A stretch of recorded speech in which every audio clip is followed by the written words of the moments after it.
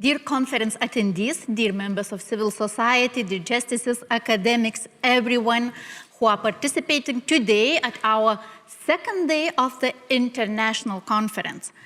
I'm Salvija Mulevičienė, head of the Justice Research Laboratory at the Mykolas Romeris University, the lead partner of the international project Portrait of a Judge, multidimensional model of competences to be measured during the procedures of selection, evaluation, and promotion of judges.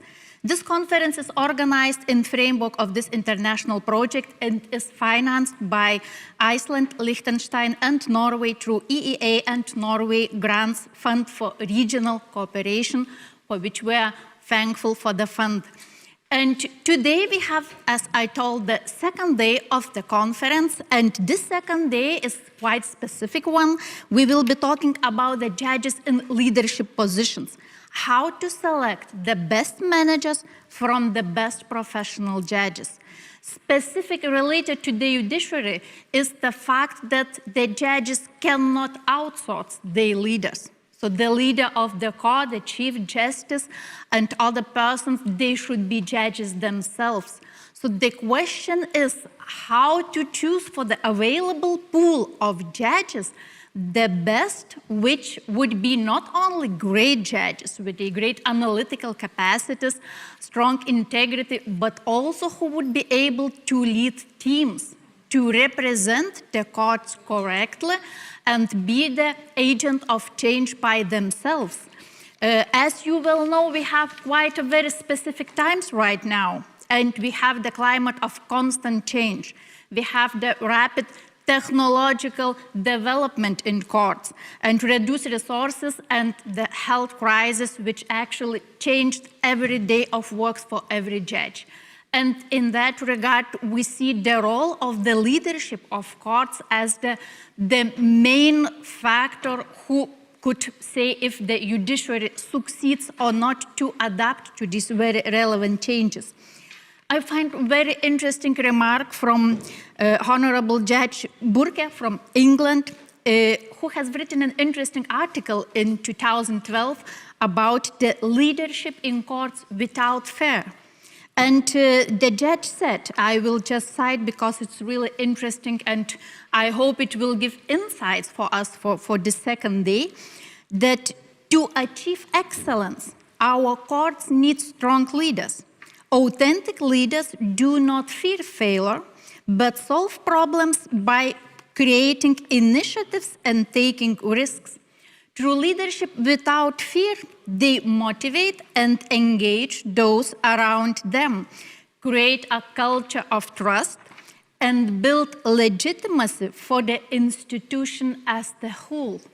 So this is the main role, actually. In majority of cases, we are saying that all the judges, of course, are equal. The judges are independent, and the chief justice, the leadership of the courts should be very clear of the independence of judges. But from the other side, the society, everyone is looking at the leadership of the court as the representative of the system. That's why it is of immense importance that we discuss what kind of competences do the judges in the leadership position need? What kind of support do they need from our community, from colleagues, from peers? How can we train the judges to become the good leaders? So in that regard, we should know the competences on which we should train the future leadership of the judiciary. So, dear conference attendees, most welcome here today. Also, your opinions and your wise words. We have a chat open in the online translation, and we will be monitoring it all the time. So, please share your remarks, your comments, ask questions. We will have a discussion also today, and we will also discuss with you and with the attendees here who are also present live at this conference. So I wish you inspiration and very interesting presentation for today. And I would like to ask to take the floor the first presenter, Dr. Edith Dereschke. He's an expert on organizational psychology from Human Studies Center and her topic is Rethinking Leadership Competences. Please.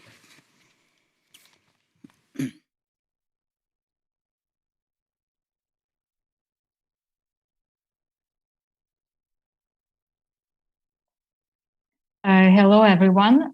Just 1 minute. I'm going to switch my screen. So thank you for inviting me to this very important conference, and thank you for giving possibility and space to share ideas about leadership competences in courts. So what I'm going to talk about, it's 3 subtopics. And in order to rethink leadership competences, we need to answer to these 3 questions. So first one is, what is a competence? So definition of competence is very broad concept. And actually, we should look at it in order to find out what this concept, what idea this concept give us about leadership competences. The next question is what we are focusing on current situation or even past situation or our future situation. And the third one, are we looking for a perfect leader, or we are ready to nurture and to grow one?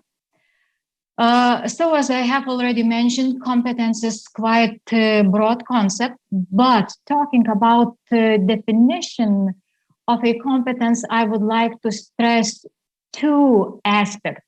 First aspect is about competence, that competence is about behavior. So competence is the ability to do something well. Different attributes underlie competence. So it could be knowledge, skills, abilities, attitudes, personal characteristics, and so on. But actually, competence manifests itself through behavior. This is not the end of the story about competence. And the other aspect I would like to stress, that when we talk about competence as behavior, it is not any behavior. It is specific behavior that leads us to superior work performance and results. So behavior and results. So in order to rethink and to define leadership competences needed in courts, we need to answer the question, what results are we targeting in courts? And here I would like to talk about 2 aspects. One aspect is very, usual and clear. And I think that everyone in this room will agree with me that efficiency is one aspect of result that is very important in courts. But sometimes we do forget people. So people also is another aspect of results that is also important in courts. So few words about efficiency and few words about people, and then how these efficiency and peoples are related with leadership competence. So talking about efficiency as a key performance indicator in courts, it has also different dimensions, and we usually look at productivity of a court, like caseload per judge, duration of proceedings, cost per case, backlog of cases, and so on. Also, we look for quality of judicial decisions, as well as actually where we look at public trust and confidence. So if we agree that efficiency in courts, it is very important. So in order to ensure efficiency, leaders need managing business qualities like strategic and tactical planning, like organizing, like managing material and human resources, like checking, monitoring, like decision making, like financial acumen, and other different qualities related with managing business capabilities or competencies. So what about people? And when we talk about people, it is important to stress that people actually are those who achieve results in courts. So in courts, we need competent and engaged employees. I guess that it is self-explanatory why competence of employees it is important in courts and how it is related with the results. But what about engagement? Is engagement important and related with results? And what leadership qualities related with engagements we need in courts? So actually, I would like to share results of Gallup's most recent study. It was meta-analysis study of many studies on engagement and performance that includes data accumulated over past 20 years, and study covers over 2 billion employees in 230 organizations in 73 countries and in about 50 different businesses, including governmental organizations. So Gallup compared units and organizations which can be described as highly engaged and compared with those who are actively disengaged.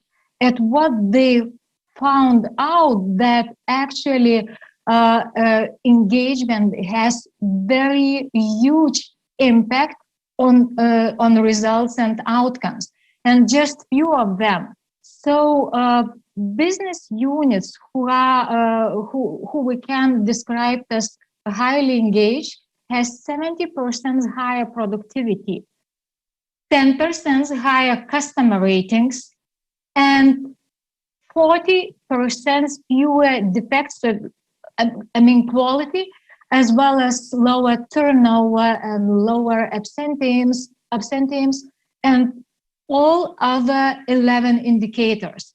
So actually, when we talk about people in courts is other very important aspect of results. When we talk about people, usually sometimes we have very simplistic point of view that in order to get results from people, we need just to pay them good salary and that it is end of the story. But actually, people are looking for more than just a paycheck. They want purpose and meaning from their work. They want constant feedback about positive aspects. They want relationships, particularly with a manager who can coach them to the next level. So, in order to ensure employees' competence and engagement, leaders need another set of competences, and we can call these competences leading people competences, like inspiring, empowering, motivating, team building, developing coaching, etc. So here, just stop for a while. When we look at results that we are targeting in courts, it is not question about efficiency or productivity or quality, or it is not question about efficiency and people. So I would change this to that both efficiency and people, both are very important in courts.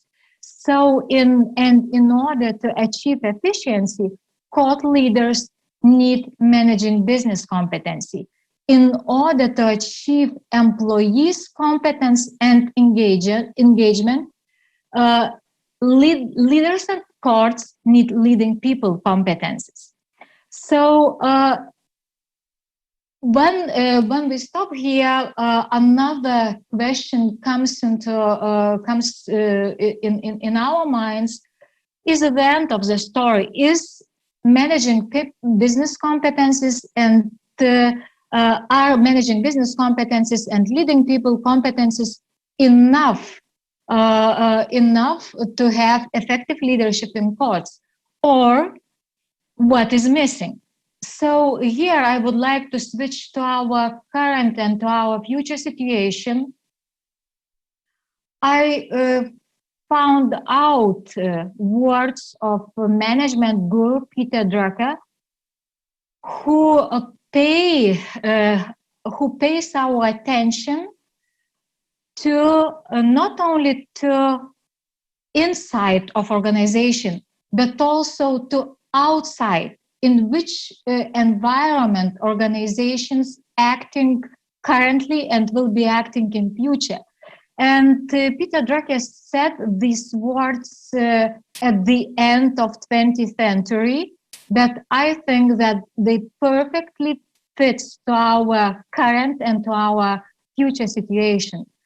So talking about our environment, I guess that you agree with me that current situation is very could be characterized by very fast and constantly ongoing changes. So if we focus only on our past experiences and our, how to say, sound leadership theories, is it enough for defining effective leadership at courts? So here, I guess we should take into consideration that leaders act in very dynamic and evolving environment. And if if leaders act in very stable environments, so classical theories, lessons learned, and good practices could be enough to explain what competences leaders need in order to be effective leaders at courts. So here we can actually rely on managing business and leading people competences. But when we talk about current situation and when we talk about dynamism of our world, so it seems that classical theories are not sufficient to explain what kind of leadership we need in current situation. And here in a world of rapid changes, we need some specific leadership competences. Here, I would like to share with you a recent study done by Korn and Ferry Company that in this study is analyzed what competencies are needed for future organizations, and they defined 5 key qualities of future focused leadership. And talking about future focused leadership, they said that in disruptive times we need self-disruptive leaders, and these self-disruptive leaders should have 5 competencies or 5 qualities that are essential in order to achieve success and to achieve effectiveness of any organization, not only talking about court situation. So leaders have to have ability to anticipate. Anticipation is about demonstrating contextual intelligence to make quick judgments and create opportunities. Anticipation is about anticipations of future needs and also about ability to focus organization, to focus people on this need to prepare, to help them to prepare to our future. Another quality is ability or competence to drive, ability to drive. So ability to drive is about the ability to energize people, to motivate people, to create to create environment in which people are optimistic, enthusiastic, and can and want to share their competence in the sake of an organization. The third one ability is ability to accelerate, and acceleration is about managing the flow of knowledge to produce constant innovation and desired outcomes. And actually, it's about ability to use agile processes to rapidly implement ideas. The fourth one ability is ability to partner. And actually, we talk that leader should have ability to create connection inside organization as well as outside organization, enable people inside organization and outside organization to exchange ideas, to get new insights, and combined complementary capabilities to enable high performance of an organization. And the last one ability in this concept is ability to trust. So, and it's also very specific ability. It's ability to form new relationship between the organization and the individual, then centers on mutual growth. So it's about ability to integrate diverse perspectives and values and help individuals to uncover their abilities, and uncovering these abilities to as well create value for organization. So talking about future organizations and even current organizations, we need self-disruptive leaders in positive sense of this definition, that are able to anticipate, to drive, to accelerate, to partner, and to trust. So is it the end of my story? No, it isn't.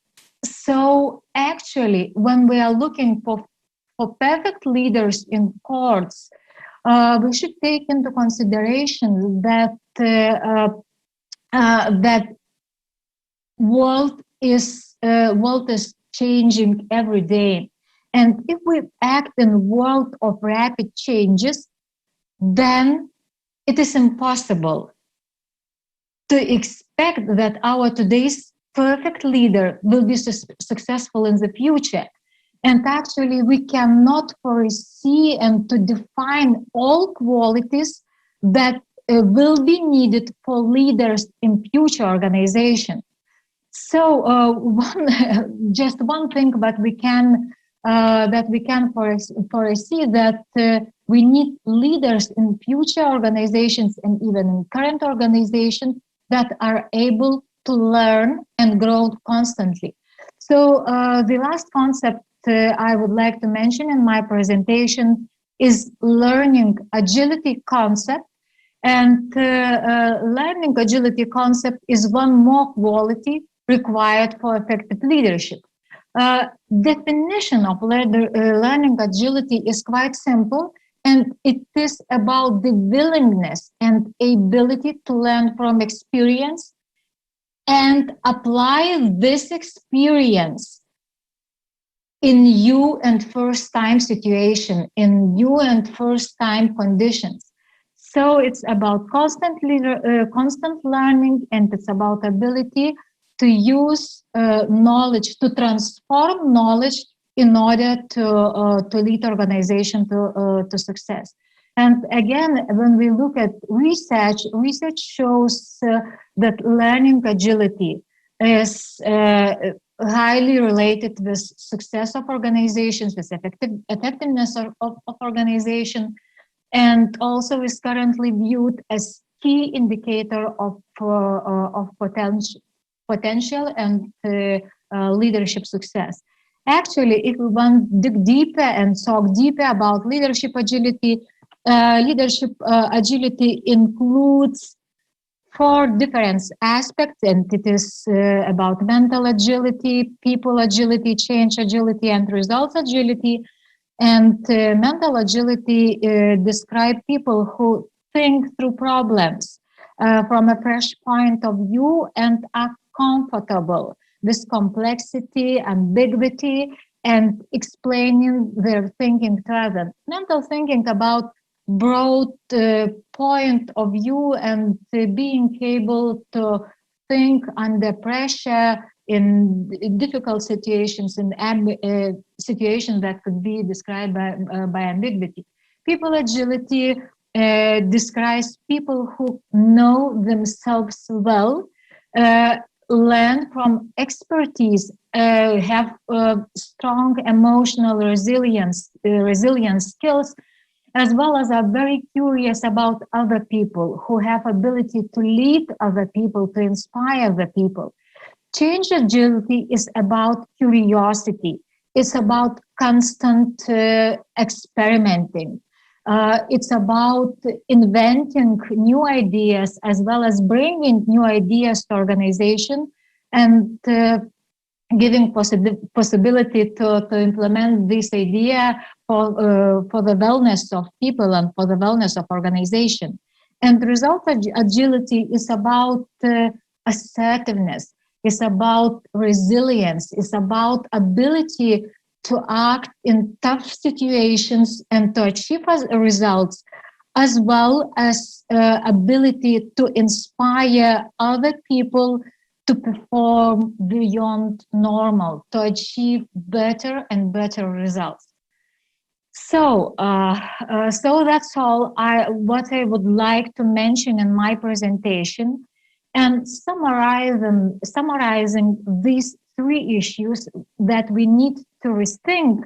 So first of all, I would like to stress that talking about court situation and looking just giving this inside perspective. So we need leaders with both managing business and leading business competences in order to ensure results at courts. The next point is that we need leaders for a world of rapid changes, ready and capable to adapt and change constantly. So learning agility or learning agile people, we need in course because we cannot predict what the future will require. And what else I would like to mention? So a few more points that actually, when we talk about leadership in courts, requirements for leaders are very high and growing. And if we think that leadership selection, will help us to resolve this leadership effectiveness question, I guess that we are wrong. So we should be ready to make systemic human resource changes in order to create workplace at courts that attracts and retains best leaders, as well as we need to create a workplace that supports learning and growth of leaders and new leaders. So that's all that I would wanted to share with you. Thank you for your attention. And if you have any questions, I would be happy to answer them. Thank you, Dr. Edita Dereschke. Most interesting presentation. We were making notes. And of course, we have questions, but I really hope that you can stay a little bit longer and also be here during our discussion. I'm pretty sure that we will have some interesting things to share also during the discussion, and maybe you can join us also then during this part. And for now, I would like to ask our other presenter, Professor Dr. Agota Giedrė-Raišienė, professor from Mykolas Romeris University, to share with us her insights about the differences, actually, about recruitment of course leaders versus recruitment of other high-level professionals. Do general principles apply? Please. Thank you. Hello. And dear conference participants, the conference was so serious until now, and now let's take a break during my presentation. Let's talk about teeth and sport. First of all, I want to ask you a few questions. As you know, a person by his nature has 32 teeth. Most people brush their teeth. So imagine a person standing in front of a mirror in a bathroom, pajamas, no hairstyle, no makeup. And who is he or she? Teacher, professor, truck driver, maybe a municipal employee, president, shop cashier, maybe lawyer and judge. Does dental cleaning technique depend on the profession? Now let's move on to the football field. Will the rules of the game be different if doctors play football? Judges. What about kids in the yard? That's right. If children play football in the yard, it will be probably a game of football and not a football sport. So now let's go closer to the topic of organizations and leaders. Imagine an organization and its office head. Can you imagine a head being a teacher? Can you imagine doctor, driver, or judge? I think you can. Just admit, isn't there an image of a teacher running a school, a doctor in a hospital, a driver in a logistics company, and a judge in a court? If so, then we should assume that doctors should play not football, but doctors' football. Teachers should play teachers' football, and judges should play some specific football for judges or law professionals. Then we should also think that judges brush their teeth somehow differently than professors, for example. The fact is that the profession of the person who has decided to take up managerial career is not a significant factor. Leadership itself is a professional field. Dear colleagues, the rules of football are the same regardless of the profession of the players. However, the professionalism of the game and the success of sports competitions are highly dependent on the profession. Probably no one will argue that a professional football sportsman will be a more successful and better player than another professional, for example, lawyer. In the same way, an organization management expert being manager will be more successful than a person lacking management knowledge. Here we can talk about management knowledge and its specifics. Management has its areas. There are very different and specific areas in management, such as quality management, human resource management, conflict management, project management, organizational behavior, and so on. In turn, these areas have even finer areas of knowledge and methods of their application. For example, human resource management includes communication, motivation, delegation, conflict management, negotiation, meeting management, staff development, and so on. Some of these small areas overlap. For example, knowledge of effective communication techniques will be required in both project management and strategic management. So the first stop where we put the following highlights is here. The field of management is an independent field of knowledge, application methods, and skills of planning, organizing, coordinating, and controlling employees' activities in organization with aim to achieve the goals and mission defined by the organization. A person with organization management knowledge is potentially a better manager than someone without such knowledges. Management abilities and skills are needed to turn potential in a result, and required specific management knowledge, methods, and skills depends on the purpose of the management activity on organization. We are talking about the top managers of organization, but nevertheless, let's keep an eye for requirements to the middle level and lower level management. Regarding to management theory, the task of top management is to develop an effective strategy and create the appropriate conditions for the organization to achieve its goals and missions. Thus, knowledge and skills such as strategic planning, foresight, creative thinking, resource management, and personal leadership are important for top managers. Meanwhile, middle-level managers are function professionals. They need to know how to ensure the implementation of the function. For example, financial management, personnel management, marketing, and so like. Finally, lower level management need to be able to communicate effectively, collaborate, delegate tasks, inspire, motivate employees, control the outcome, and address day-to-day performance management challenges. According to management theory, top-level leaders must be able to think broadly and far ahead. While for managers who work with staff, it's important to see up-closer challenges, focus on the present, and to plan small steps. As you can see, management knowledge does not depend on the profession, but it depends on the times. So until about 1950, management authorities focused exclusively on effectiveness and business economy through instructions and control.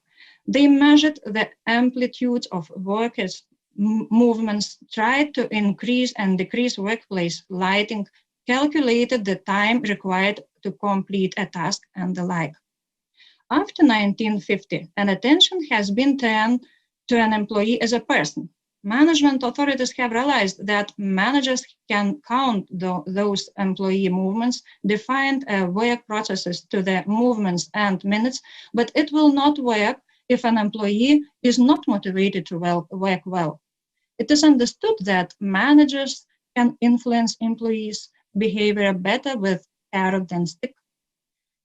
In the late 20th century, when the competitiveness of organizations reached its sharpness, it was discovered that a company's reputation and customer growth depends on what employees say about the company outside of their work.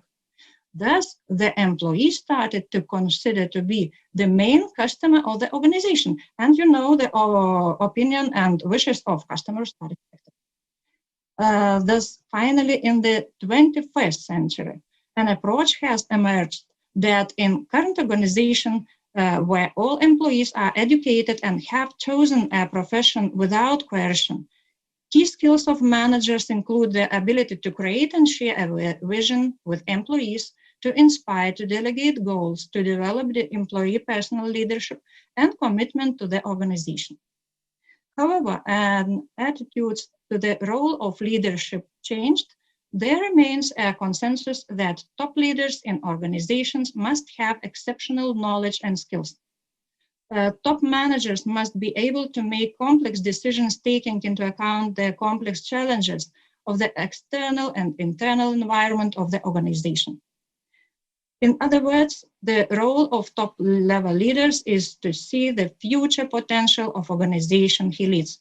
So also court leaders need particularly good management knowledge and systemic thinking to be able to insight not only limitations, but also opportunities for court future. But there we have one drawback. The nature of the law profession is a limiting factor in this regard. Law by its very nature is restrictive. Meanwhile, there are no unambiguous codes in management, and if they do, such an organization does not live long. In organizations, it is usually not possible to make optimal decisions, only rational. It means best decisions in a given situation with given constraints. So the best judge, I have almost no doubt, will not be a very talented leader. Well, it's time to answer if the selection of court leaders is different from the selection of other high-level professionals. I trust you agree with me that this question is not right. The right question is, what specific knowledge and qualities are needed by top managers? Let's see to general recruitment principles. They sound quite simple. Identify the talent needed to perform the job and attract the best qualified candidate for the position. So, is knowledge of law essential for shaping a business vision, planning an organization strategy, empowering employees? Lower level managers can consult with their managers when they reach a dead end. However, the top-level managers has nobody to rely on, nobody to whom he or she can transfer responsibility in particularly difficult case.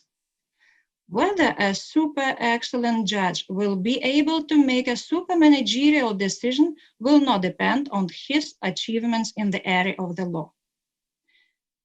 We are looking for the right people to be in the right place at the right time in the organization. The person must have the knowledge, qualities, and abilities to be suitable for the place. Also, top-level managers, also in the courts. Top-level court manager must be a person who is able to think out of the box, able to analyze a broad system in which the organization and employees operate. He or she must be able to choose, mobilize, and empower people who care about the organization and its future. These are the features a recruitment board should look for. So the judge's law diploma and curriculum vitae, meanwhile, can lie in a closed drawer. So thank you very much for your time and attention. Thank you, dear Agota Dereschke. It's a very interesting presentation also, and very interesting question raised. Really, do we have a judges football? Do we have a medical football or such? But of course, we will talk during the discussion that maybe there are some differences due to the national authority of the most legally experienced judge. Maybe that makes the things lighter for him to lead if he is kind of the known personality to whom everyone is coming for advice, also for legal advice. Maybe that's the ground why we should choose from the best judges, or maybe not, and we will really need to stick to what Agota Gedre said, also to the managerial competences, to the qualities to form the, how the person is able to form the vision for the future, to lead the teams, and not to check the legal capacity, legal reasoning competences of the leader of the court. So that's a very interesting question for the discussions also. But before that, we will have the presentation of Mrs. Reda Maliene, research coordinator of the project Portrait of a Judge of Nicholas Romeris University, and she will share with us the insights from our project about the status quo of the appointment of leaders of courts and the road ahead, comparative insights. Please have the floor. Good morning, ladies and gentlemen. My task today as a research coordinator of the project is to present our findings on the selection of leaders of the court, what systems are applied in different countries and what are the best practices. But as I started thinking about our findings, which were in a few words, there are not much of practices and not much of systems and not much of the attention to the selection of leaders and what competences are needed. And I will come to this a little bit further in my presentation. So I thought that we should again start from the question if we have leaders, if we need leaders in courts, or do we need just managers or administrators of the courts? Because this concept and understanding that, well, in courts there is not much to do for leaders, because the court is a very specific institution with strict regulation, with strict processes, and of course judicial independence. So the chairperson of the court is just managing and administering and, well, acting as a judge as well. But somehow we should rethink, I think, this concept or discuss further. Because when we think about other branches of power, like executive or legislative, probably nobody argues that we would like to see true leaders in these positions. We don't say that, well, it's enough for a prime minister to be a good manager, because we expect that those people who are leading the country would possess leadership skills and qualities, and would drive country and even make a global impact. And here I have one example of now considered to be one of the most promising and potential global leader, Prime Minister of New Zealand, who has proven to be a leader in difficult times and showed some skills and abilities to take responsibility, to take decisions when with crises in the country. And we are looking at those leaders and we are thinking, yes, we would like to have like these leaders in our countries. I don't say that we don't have, but just because of the international character of our conference, I have chosen the example that is worldwide known. So why we need leadership, true leadership in courts? As we consider it that the judiciary is the branch of power. And even sometimes when we are talking about the protection of the rule of law, of human rights, so these core values of the country, of the state, so this power has to have leaders, so that to be on the same page in dialogue with other branches of power. And if we don't have this kind of people, personalities, and leaders, then other branches of power, sometimes politicians, because it's very easy to talk on behalf of the judiciary and to say what is wrong and what is right there. So these people are talking on behalf of the judiciary, and usually it's not the things that we would like to hear about the judiciary and how it should be developed. And of course, those examples from our neighbor countries and other developments unfortunate developments in EU space, we have these examples when the judiciary is not on the same page and not on the equal dialogue with other branches of power, and what happens with the constitutionality of the country, with all those developments. So it is crucial to have true leadership in courts, in judiciary, so that we could have judicial independence and all those constitutional values active in a country. And also, we are coming to this concept of public trust in courts. As well, we have to have people who are talking on behalf of the judiciary and who would have authority and trust in the society, and then would create the image and the face of the judiciary. And I would like to draw your attention to an example when leaders in the courts and judiciary are making a global impact. And one of the examples, of course there are many more, but one of the examples is former Justice of the Supreme Court of the United States, Ruth Bader Ginsburg. So everybody knows that this lady has made a huge impact on the development of human rights, gender equality, even on the perception of the legislation and how the application of law and the interpretation of law can develop further legislative processes. So probably we should rethink and to start from the point that we need true leaders in judiciary, and then to think what competences they need to possess. When talking about the findings of our research, we have found that there are two main systems of how the chairperson is becoming a chairperson. So one system is the election by judges of the respective court. There are not many countries with this kind of system. One of them is Ukraine, and another, a wider spread system is the selection and appointment by the competent authorities.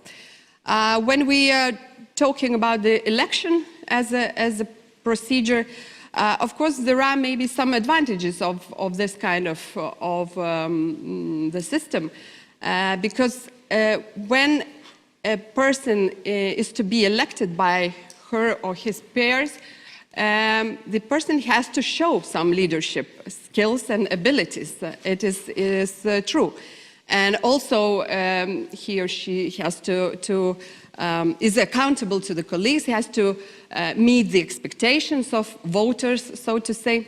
But here we have some potential risks of this kind of a system, because as in the politics, this process is based on the personal engagement of voters and persuading them about the so to say program, election program. And then, of course, there are some risks of pressure and favoritism and maybe less progress, which is very important, because the voters, they usually do not want any changes. It's normal. We don't want any changes.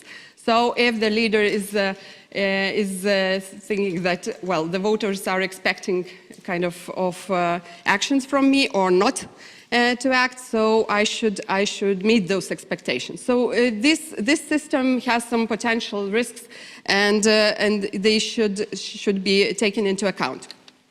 When we are talking about the selection and appointment as a procedure, there are kind of three systems. There are countries where no specific criteria or competence assessment of a person who is becoming a chairperson of the court.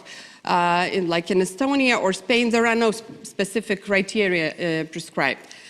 There are countries where some basic criteria and tools for assessment prescribed, like in the Netherlands, Finland. And for example, in the Netherlands, it is based on the performance evaluation of a judge, and then some additional competences are assessed. And also we have countries where precise criteria, methodology, and procedure prescribed. It is Latvia, Kosovo, Lithuania, and we have this procedure in a system quite well detailed, regulated. So in these countries, I just made a list of competences that are assessed in this case. So it is, of course, work experience, managerial work experience, productivity, professional competence as a judge, personal competences, leadership and organizational skills. For example, in Finland, it's described that, well, the leadership skills are assessed. That's it. So what kind of skills, it is not detailed. And personal integrity. And how these skills or qualities are assessed. So there are different tools applied, of course. Main of them are statistics and interview and personal dossier. But I would like to draw attention to some tools that are very important and helpful in this process. It's the survey of the judges and employees' opinion on a person, how he or she behaves, acts in daily life, in critical situations. So this tool and method is very important and plays a significant role. And also some opinion of respective courts. So there are different kinds of tools, but all of them, as I'm speaking about this interview or survey, they are intended to help to identify this personal and leadership competences of a person. So when we are thinking and talking about how to get the best court leaders and what competences matter, also we could rely on some international documents and some findings of, and I'm relying on the consultative councils of European judges' opinion, where it is described that first of all we have to understand what is the role of the leader, then we can think about the competences the person needs to possess. So there are three dimensions. It's representation, it's management, and jurisdictional activities, functions. So representation is about the talking on behalf of judiciary, it's about the dialogue with other branches of power, it's about the communication with society. Management, well, it differs from the country to country, the scope of this managerial functions, but in principle it's about the strategic planning, budgeting, HR management, etc. And jurisdictional functions, here the Consultative Council is strictly recommending that leader of the court, the chairperson, Chief Justice, should still stay on judicial duties and judicial activities. The workload may be reduced, but still the chairperson has to act as a judge, first of all, and then to have other duties which are directly related to the jurisdictional functions of the court, so it's allocation of cases, monitoring of the length of procedure, etc. And there are also some studies and researches on what competences matter in the court. So it's all about those general competences that were already presented. So it's nothing very special. They are reflecting the general and common understanding of the leadership competences that matter. But as already has been said by Dr. Dereschke, we cannot rely on those on the understanding and those competences that were relevant or till, I don't know, 2020 or even earlier. So we have to understand that the modern leaders, they need some additional competences, some additional skills and understanding. So there are lots of studies now in 2021 about what happened during 2020 and what developments in the understanding of leadership and how the leaders should be selected and then trained and developed. But I would like to draw attention to several aspects that are very important. It's about the transparent communication, and for this, it has been understood as an ability and responsibility of a leader to be open and communicate transparently about all changes, about all critical situations, because what we've seen, it was a very difficult situation and a crisis. And those leaders who were not afraid to take the decision and to openly communicate this decision were considered from the society to be true leaders. So this ability to communicate openly is becoming more and more important. Another thing has already been mentioned, and I would like to draw attention. This is understanding of diversity, gender equality, equity, and all those concepts that are very important now. So the leader of the court has to take into account in any kind of the activities, starting from the jurisdictional activities and ending up with HR management. Those dimensions are very important. Employee mental health, which is a newly found responsibility of the leaders of the organizations to take care of people who are working, of team members. Because, well, this crisis has shown that people are struggling in this regard, and those leaders of the organizations who understand the importance of this aspect, they are again considered by their teams as strong and caring leaders. Also, I will not stop on this decision-making in critical situations because I've already mentioned it before that those leaders who are not afraid of taking the decision, which we do not know if this decision right or wrong. We can only then evaluate from the perspective of time. At that time, in the critical situation, nobody knows how to act. So these people who are not afraid to act, they are considered as true leaders from the point of the society and their teams. So in judiciary, it is even more important when we are facing this, well, some risks or potential risks for judicial independence and all those not very positive developments. And also innovativeness and constant learning. It was mentioned not once today already, but about innovativeness, it's about the understanding and not being afraid of IT, of technologies, which is very important for courts. And we faced last year this challenge that courts had to find solutions and to balance the need to ensure the process online, and then to balance with procedural rights of participants of the procedure. So those court chairpersons who were active in this regard, those courts were more efficient, and we already talked about the efficiency. We've heard from Dr. Dereschke that it is one of the main dimensions in leadership.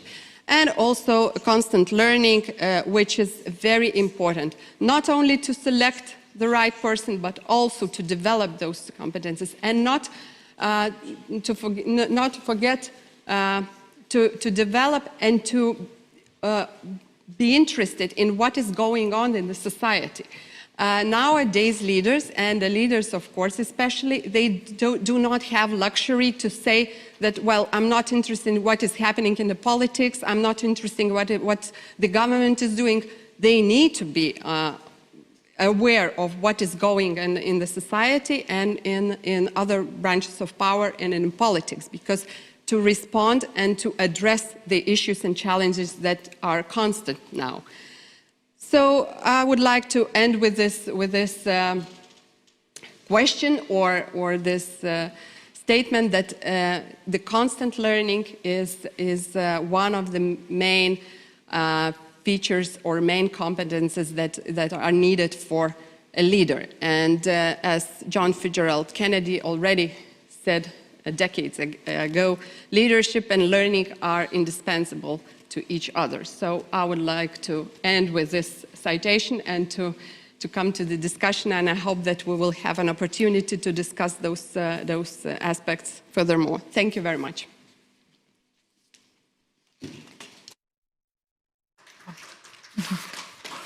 Thank you very much for the presenter, for Reda Moliene. And this was kind of also one of inspirational presentation, which leads us to discussion, our main topic or our main function for today.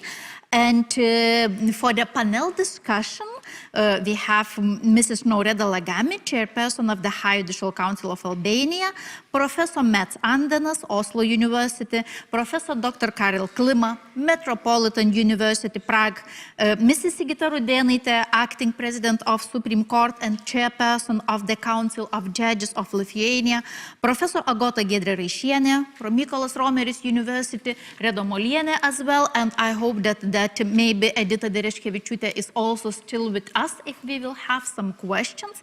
So quite a wide panel of experts, and we would like also to hear all opinions on what was already said, and maybe also some new insights, because the experts are from various jurisdictions. So from different countries, and maybe we are looking at the things quite differently, depending also from our background, from legal, cultural background. So for the first word, maybe I'm just checking if I don't see Mrs. Noreda Lagami right now here. So maybe she will join later, but I see Professor Mats Andenas is here, and I would like to ask if the professor would like to share some insights from as our expertise partner from Norway country's experience on the leadership of courts. Please, Professor. Well, many thanks. I think that what the experiences we have in Norway perhaps reflect what happens in many countries, and of course there would be, by many people who are involved or responsible for court administration, a frustration over the administrative conditions. You know, one despairs. This court is badly managed, or that court is badly managed. So one is very concerned about the mismanagement, which is then linked into the traditional ways of running courts, which of course could differ. And secondly, we have the problem of computerization, which of course affects any court, and where the effects are at so many different levels. You know, the way you hand in manuscripts, the way you share manuscripts. And again, depending on how the court is organized, do you have a chamber where you actually discuss internally judgments, perhaps even judgments you haven't, in cases you haven't been sitting as a judge, which could happen in some countries, or how do you share manuscripts? And fact of the matter is that in the court systems I know best, I follow most, of course, the Norwegian, but also the English, and well, particularly the English. Judges would then share manuscripts, draft judgments on email, not on a effective computerized system. Which obviously is something which has to follow. So these challenges are enormous. And then, of course, the easiest way of dealing with this, if you have a judge-led, a judge-managed court system, or at least in the sense that if you have a court system with a court service, the individual court is clearly managed by the president of the court. Well, then the easiest way is to strengthen the administration, make the central court service deal with the non-judge court administrators, and then achieve efficiency gains. And I think that is a tendency which is strong in many systems, and indeed, my impression is that is a way of resolving many problems the way they are seen in the Norwegian system. But of course, that does not take account of the collegiate nature of courts, and it does not take account of the guarantees that judicial independence require. So when this is reviewed, it is typically reviewed by the people who look at the efficiency and the management part of it. It is very rarely put into the perspective of judicial independence, which everybody, I think, at a general level would accept that the court system is a system which is run by judges. And you have had the tendency in most countries of cutting the court administration off from the Ministry of Justice typically, and making it independent. Of course, that's what happened in Norway. Turn of the century, we got an independent court service. That's led by a board, which is chaired by a very senior judge, but it's not the Chief Justice. It's not the president of the Supreme Court. It's another senior judge, and with external members of the board, and then a strong, and I think most would say quite efficient administration. So that's the central court administration. And as in most other countries, in Norway, then you will have the court administration in each court, who then would respond to, as the senior judge and senior head of the court, the Chief Justice of that court, the president of that court. But what then happens is that the court administration then becomes a separate system which communicates, outside the line, if you like, and also so that the court administrators, in light of course their experience and competence, will take over more and more, and the president of the court perhaps will be less central in the administration of their courts. And the ways to counteract that, I expect, is to clarify the limitations of court administration, which is to facilitate. And there would, of course, be some of the the presidents of the courts. They are usually appointed in our system quite late in their career, which could be bad, but it also means there's a turnover. But usually the challenge then is to have a court, a president of a court who responds effectively to these administrative challenges and to computerization. And I think then the reply to those challenges must be to have a court administration centrally and locally who provides services, which means that judges in their 60s or court presidents who have had their careers in fields which haven't demanded the development necessarily of high-level administrative and leadership skills, to assist them, but without taking the control. And I see there are inherent conflicts there, which we have discussed. There are inherent conflicts in the Norwegian system, which we haven't found a good solution to. And I think it is true and accepted that more and more power moves to the court administration nationally and the court administration in place in the court, to the detriment of the judges and to the and of course the president of the court. And now some will then say that you get judges in the court administration. In Norway, the president of the independent court administration is himself now a recently retired Supreme Court justice. All of this means, of course, that you could say it's now all independent from the ministry, it's autonomous, and what is the problem?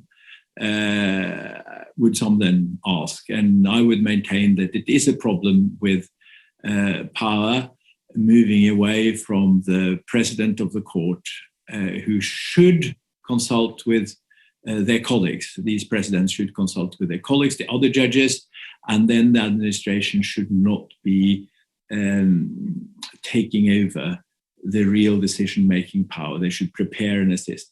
And the last point is that when you have a court president being appointed among the experienced judges, who then usually is appointed, first of all, what are the criteria on which this president is appointed? And in a Norwegian context, previously it was very much a question of being the best judge, the best jurist, the best judge.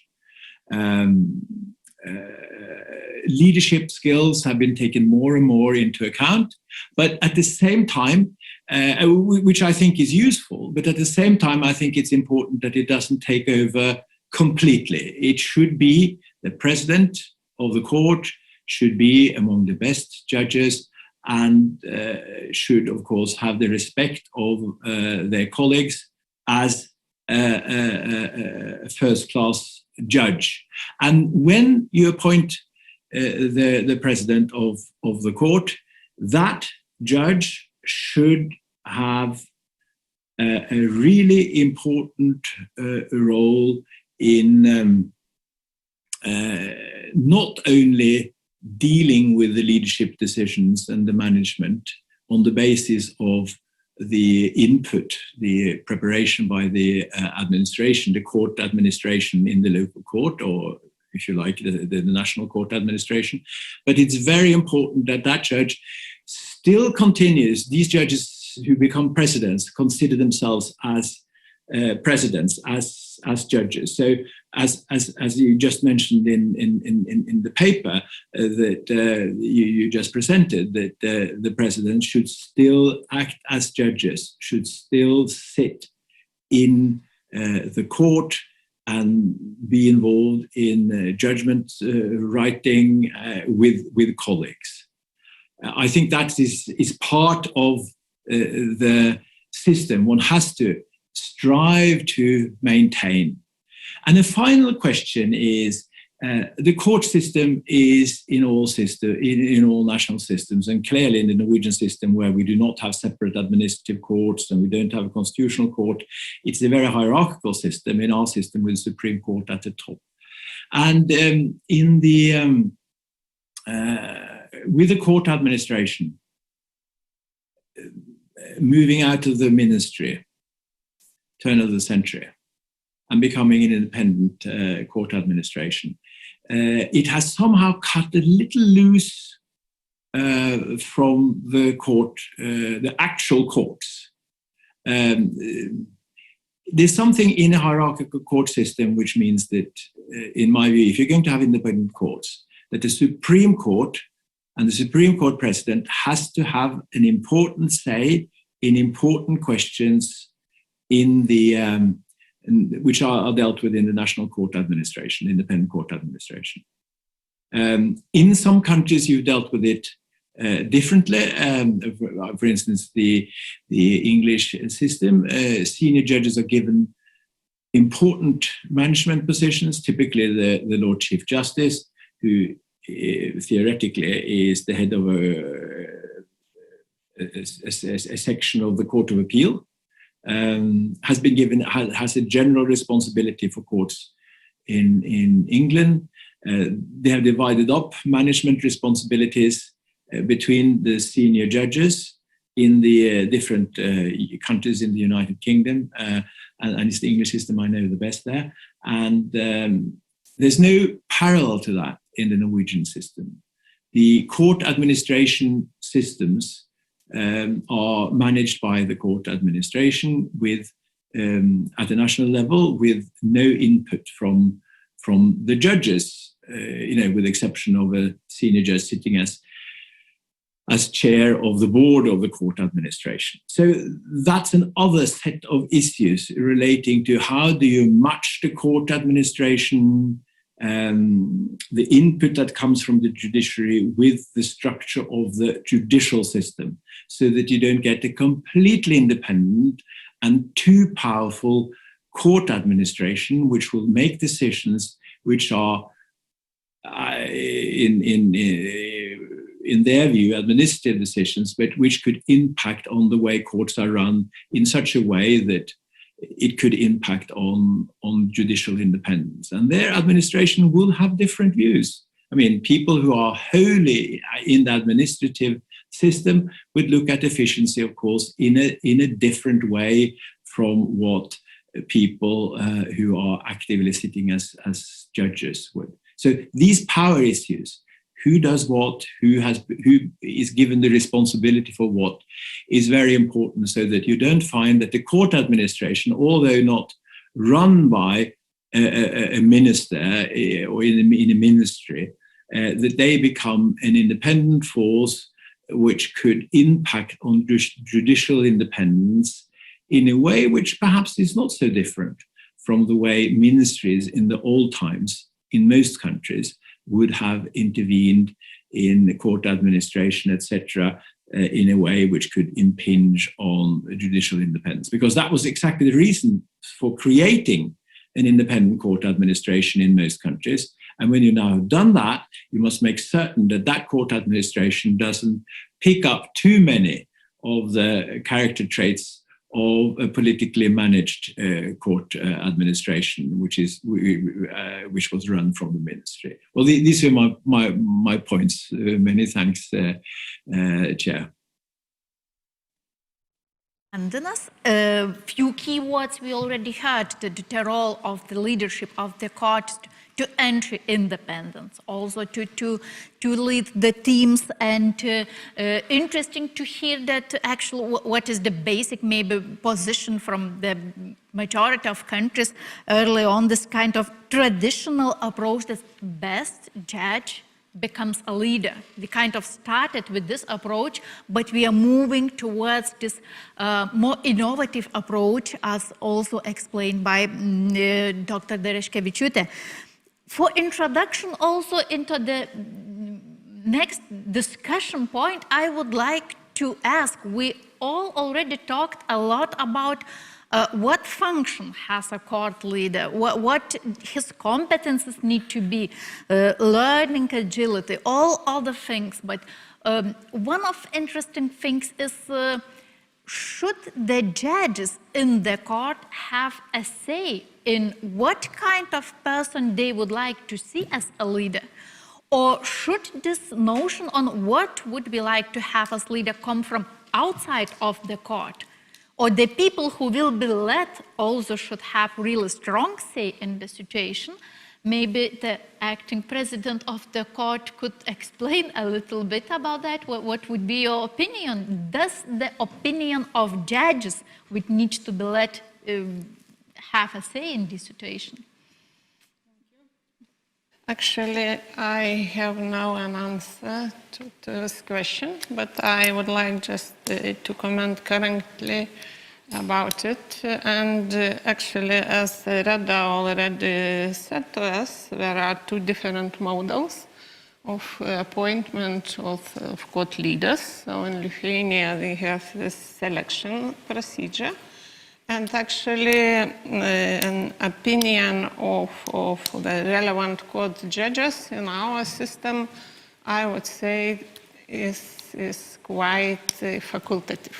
Actually, members of the court judges and other persons could submit, express their opinion and submit it to the selection commission. But the significance, it's very, I would say, it's not very significant. But does it really a good situation?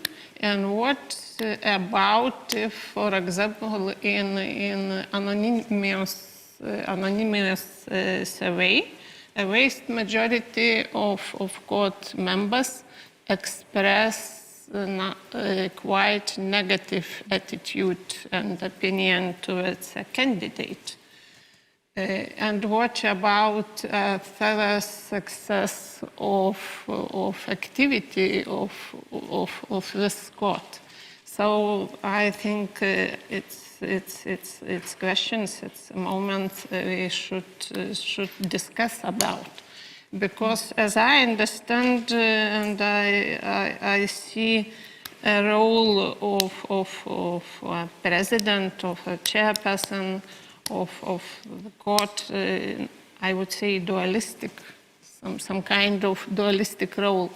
Because one part of our work is administration, management of court, and I mean court employees other than judges. But as we all know, judges are independent. All judges are equal.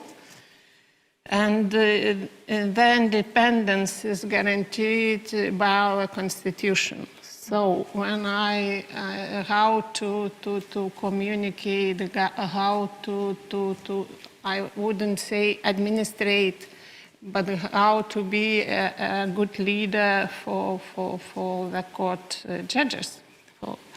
And as I see what very often we risk to intervene into the independence of a judge, and even if I simply come to my colleague and ask a quite innocent question, for example, about a particular case or judgment he or she is going to announce and working on it.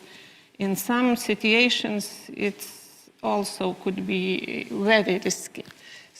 So I would say that this opinion of members of a relevant court should be taken into consideration when we're talking about appointment, selection of court leaders more seriously when it is currently in our own Lithuanian system. This would be my attitude to it. Thank you. And I would like to ask the opinion of Professor Karel Klima from Metropolitan University of Prague, also on just insights on the selection of the court managers. So what are the main aspects from your personal view and from the results of the project? And maybe you also, if you know the situation, so are the opinion of the judges important in the say who should be the court managers. So please, Professor. Okay. May I? Okay. Yep. Yeah. Hello to everyone, to everybody. Greetings from Prague. I'm very happy to have this possibility to speak in this excellent conference. Two things I prepared for today's panel discussion. The first is about independence of the system, judicial system. When I completed the results of our comparative study in this project, you see, for me, it was very interesting and motivated question as far as of the function and the role of the Supreme Judicial Councils. You see, it's motivated also by very, very problematic question as far as of the Czech constitutional system. In our separation of the powers, we haven't this organ, this body, this institution as in majority of in European countries. The Czech constitutional system is continuously oriented and influenced with the experience of the first Czechoslovak Republic, and the first Czechoslovak Republic since 1918 was influenced by the judicial system of former Austria. As a result, also in actual constitutional system in the Czech Republic, the main role as far as of the selection, evaluation, motivation, and also unfortunately, as far as of the appointment of the chiefs of our four instances structure, including Supreme Court, Supreme Administrative Court, and Constitutional Court, is the role of the government and for all the Ministry of Justice. That's the problem. That's a big problem. And 20 years ago, I was as a vice president of one parliamentary commission, a special, with the majority of the academic people, to concept to include the state body, this form. It means so-called Supreme Judicial Council in our constitutional system.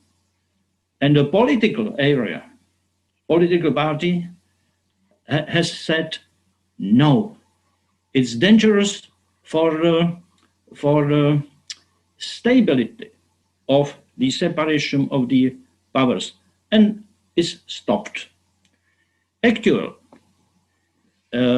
we haven't, and it's absent, the position of the Supreme State Attorney in the Czech Republic is very important function as far as of the legality.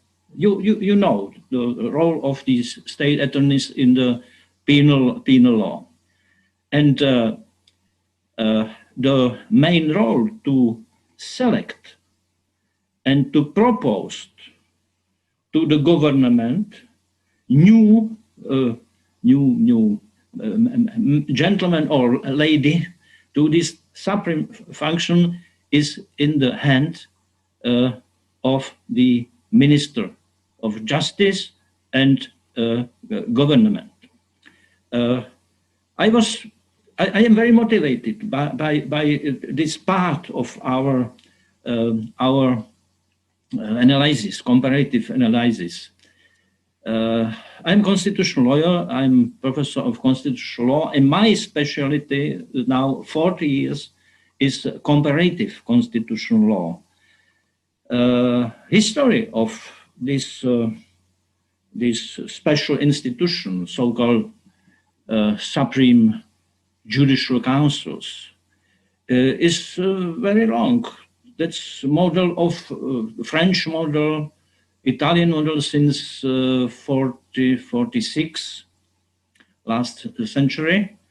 And this development, this mode, this enlargement, this experience in Europe and also in so-called post-communist countries is very, very, very active. And when I am motivated by this part of our results, this part of our results, it means the role the Supreme Judicial Councils in the system, not only in the appointment of the judges, so-called first instance, but also as far as of the leaders and highest leaders in the system. That's the first point of my presentation, maybe in our discussion. Second point, when we are speaking about capacity of the leaders in the judicial system. Dear colleagues, I was 30 years as an advocate. My special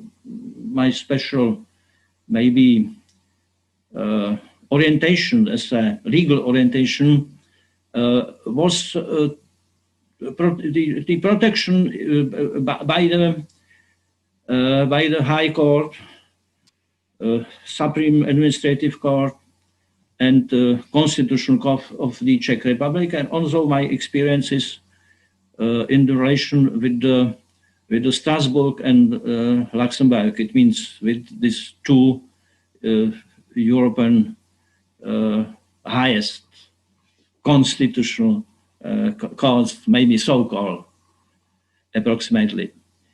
And when I can make as far something as an audit as an observator, when I was in relation with this levels maybe and leaders,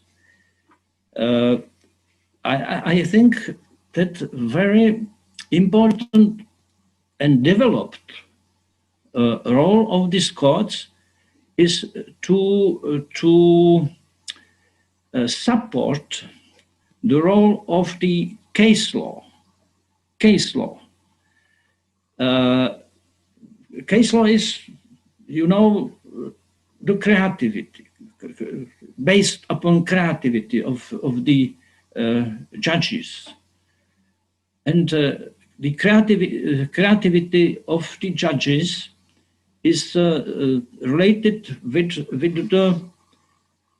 the thinking, with the interpretation of not only written law, but also with the interpretation of the cases in area administrative law, penal law, European law, convention law, Strasbourg law, and etc. It means when, as a head of this higher level of the courts, is actual super professional personality that my own condition to reflect and to respect this personality is that this personality is in capacity to create, to product no written law, but presidential law. And I think that it's also as far as to select the judges to the first instance. It's necessary to evaluate, to I think discuss with the candidates to be judges, discuss about their own personal legal creativity, philosophical legal creativity. And I think that that's more that's better as far as of the capacity of this personality. And I think that it was very, to my final words to this panel entry, I think that I spoke with our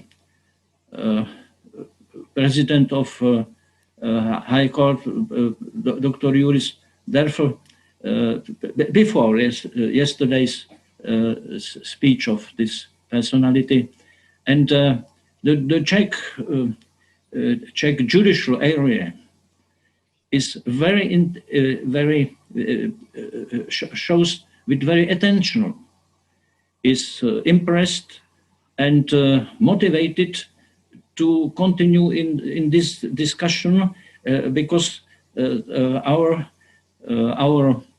analysis, comparative analysis, is very motivated, not only as far as of this independence of the judicial system. Madam la colleague Reda spoke about maintaining effective dialogue with other powers. What we can say, what we can think about dialogue when the judicial system is responsible to control of the other powers, and for all the executive power, then my own attention as far as of the motivation of our results is how to construct optimal separation of the powers, also in the relation with the chiefs of this judicial system. Thank you. Thank you, Professor Klima, for very insightful remarks. We heard also very interesting things like, so I like the expression, the super professional judge. So that the Chief Justices really, so we are still looking to them as the best judges also. Actually, this is maybe this background that as Professor said, that the Chief Justice need respect in order to lead people. So that's, it should be also so recognized super professional in the own community of judges.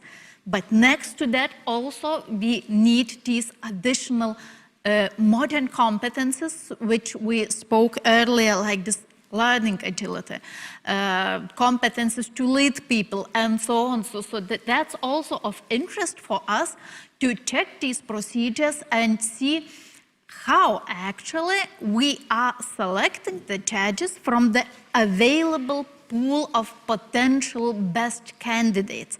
And of course, the procedure, this is the basic, what Professor said, that we need to have this balance of power. We need to check from constitutional perspective who decides and says the last words in the selection of the leadership of courts, because of course the leaders are representatives of the whole system. So this is the kind of these main basics, the balance of powers, the independence of judges in that regard, and the smaller technical aspects also matter. So how do we choose? How do we check, for example, that the potential candidate to the leadership position has this learning agility or has the willingness to form the vision for the court, to approach the technological changes. So we said there are a lot of requirements, but it is very difficult task to choose from the available pool of judges those who are able to achieve this really high standard. And I would like to ask Ms. Noreda Lagami from Albania, maybe you can share with us the insights from Albania's system. You have the reforms there and are thinking about this question right now, so could you please share with us the main insights? Hello everybody, good morning. In fact, it's a difficult task to talk about judicial leadership. There is a concept, but also there is a practice problem. Starting from the title, in fact, of this session, we find the same contradiction that we find in practice. The division between professionals and managers, knowledge and administration, content and structure, and so on. First, the problems lays in our civil law tradition. Common law country and judicial system do not have the same conceptual problem as we do. In our systems, it is not desirable the judges to take the law in its own hands. On the contrary, the law should guide the judge's behavior. A judge is a servant of the law. The law is a master, and that's why we speak about the rule of law. How a servant of the law can be a leader? How can he or she inspire? In the words of John Henry Merriman, 1969, in his famous book on civil law system, unlike in the common law world, a judge is more a civil servant and a functionary. Those respected but not followed, important but not a hero, someone that carry out essential but not creative functions. But as most of the myths and beliefs of our civilization, starting from Prometheus, David, Jesus, and his disciples, leadership is defined in hardship. A leader is neither a wise man nor a good manager. That's why I would like to borrow a concept from Dr. Ivan Stidham, 2015. She speaks about transformational leader. I like this particular concept because it fits to our 30 years of legal transformation after the fall of a totalitarian regime. Judicial leaders are those individuals who realize the judiciary is embodied in a social, political, economic, and technological context that is dynamic and constantly changing. Thus, maintaining an effective judicial system is critical to the success of a democratic society. So in Albania, we are still struggling to understand this critical purpose of the judiciary and change. A leader is someone who understands the need for change and takes the needed steps. In Albania, we have had quite a few missed opportunity for such activism from the judiciary, especially in relation to the constitutional and legislative process. This with the exception of the Constitutional Court that has produced as many amendments to the core legislation, such as civil and criminal codes, as the legislator. For example, the criminal code in Albania was amended 19 times by the legislator and 8 times by the Constitutional Court, as we call as a passive legislator.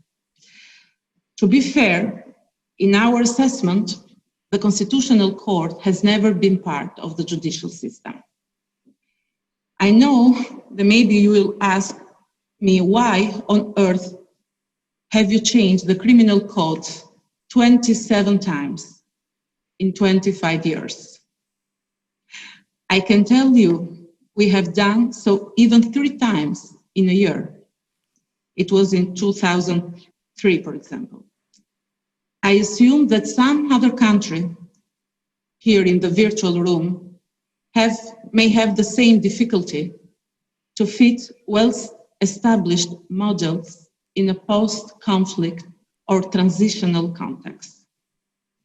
But this is to say that there are plenty of opportunities for activism and leadership from the judicial community, other than relying on ready-made models, and some of this opportunity were missed due to the concept of separation of power, but also to a very narrow concept of a seclusive role of the judiciary.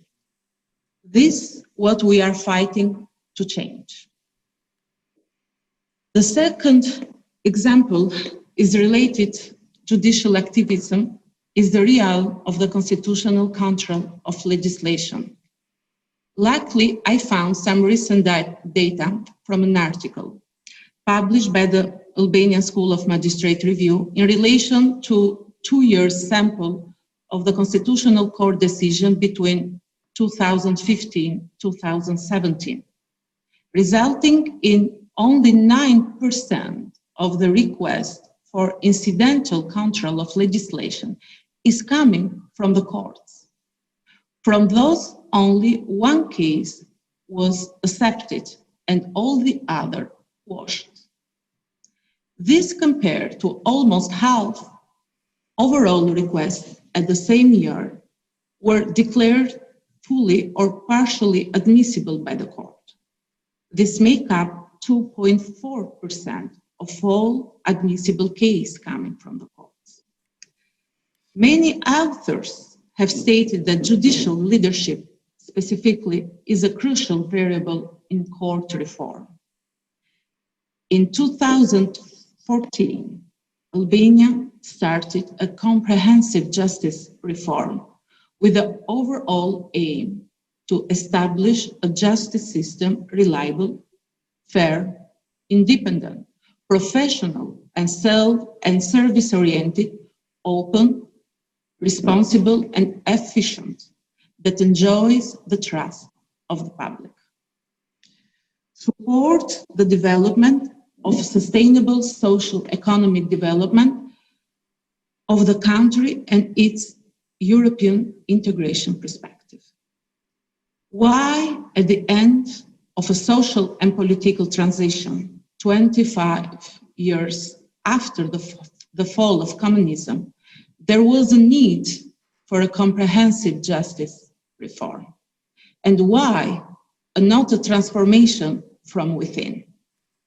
Transition studies have shown that transformation from within are more sustainable and durable.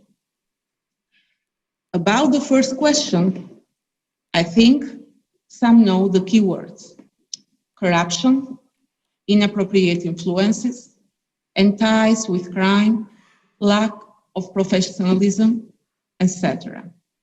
But the most concerning, in my view, are indifference, lack of interest about overall rule of law development, and resistance to change. The law has changed, but no the predominant concept of justice held by people within the system. That's why the transformation from within was not possible in Albania. Indeed, the adoption of the reform law package in 2016 brought a total transformation in the justice system. But the years after the start of the justice reform were even more dramatic. Not about institutions, system, and courts, but about people. All our assumptions about problems in the system were too optimistic. In practice, from 2016 onward, we had the biggest loss of human capital in the judiciary since 1991. We have lost 30% of the judges, either by resignation or due to an ongoing vetting process that has failed more than 50% of the applicants so far. The highest loss was in the high and appeal courts, where we have currently only 1/2 of judges, thus most experienced and in the highest position in the justice system. We have lost as well most of the chief justice, and currently most of the court are headed by deputies.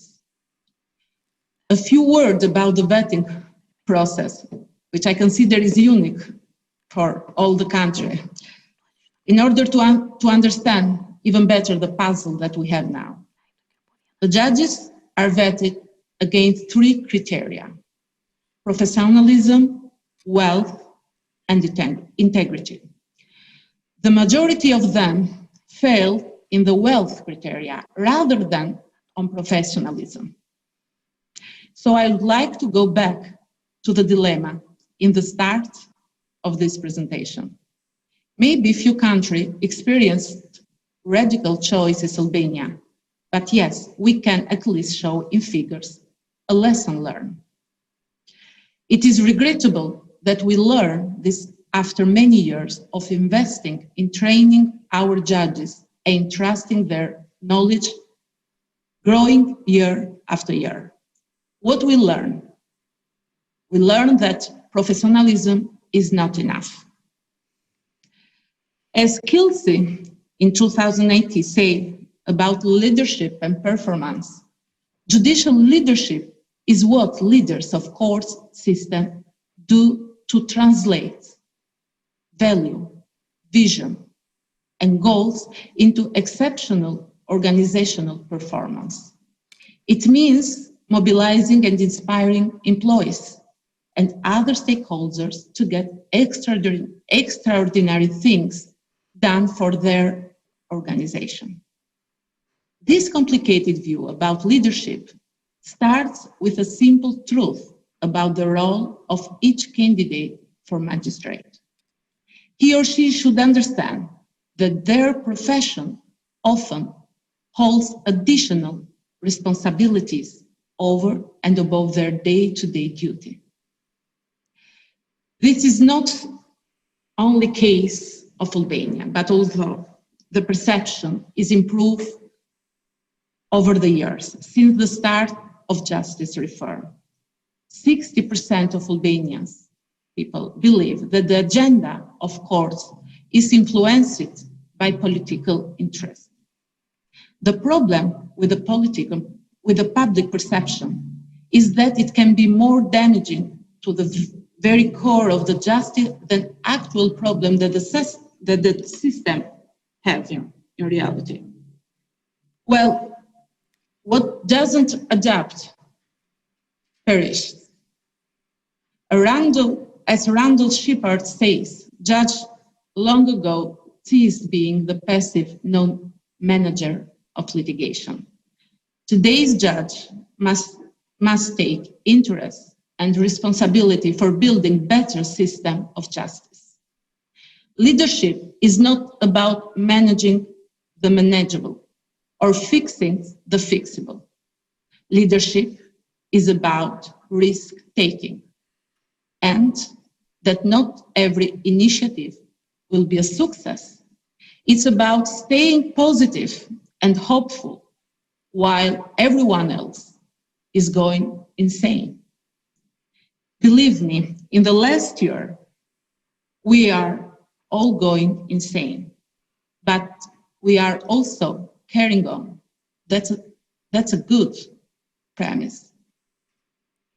As I mentioned earlier, the justice reform has been a lesson learned, shaking everyone from the comfort zone, forcing the change and forcing to change in a good way. A less thrilling but also important is that through these changes, we have brought a new leadership of the justice system and a new leadership in the courts. The new leadership in the system is related to self-governing bodies. The composition and function of the new High Judicial Council in Albania reflect an in-depth analysis of the system problems and barriers against a real change. Judges' corporatism, for example, political influence in administration of the court through a strong role of the Ministry of Justice, lack of access in justice policy by all courts actors. The new composition of Albania High Judicial Council reflects principle of participation, representation of all interests from all actors, not only judges, but also civil society, academia, practitioners of law. The leadership of the Council is in the hand of non-judges. This is a clear and conceptual shift from the old model where the leadership was divided among political actors such as Judiciary, President of Republic, and the Ministry of Justice. There can be no ownership of change without real independence. There can be no independence without clear division of power. In addition, the reform has brought on one side the need to clean the system, but also the need to promote the best judges in the career, system, and leadership position. According to our law, called status law, there is a clear definition of promotion, including moving of judges to another position at higher level, from a position of general civil criminal or administrative jurisdiction to a position at one of special court, from a position as magistrate to the position of a chairperson of the court or prosecution office, from a seconded position or a position in a mobility scheme to a position in a higher level than the position held prior to the secondment. Based on 25 years of lesson learned, the law seen a new balance to the request for the professionalism. For that reason, our law foresees two main criteria that are also two minimum requirements for opening the path of leadership: integrity and professionalism. Professionalism is composed on two components, a quantitative one and a more qualitative one: experience and ethical and professional performance. The latter considered tooless evaluation of the judge, juries, or seconded magistrate, and is performed based on rules, criteria, and procedure established by the Council. The process of evaluation for the purpose of the promotion includes a quality assessment of the candidate, such as ranking in the evaluation, diversity of the experience, career path, and seniority as a judge or as a jurist. In relation to professional experience, the magistrates are promoted if they meet the following minimum criteria for the professional experience, such as for the position of a judge, for example, at the special court that we have here in Albania, it's required to have 7 years as a judge for the first instance and 10 years as a judge in the appeal level.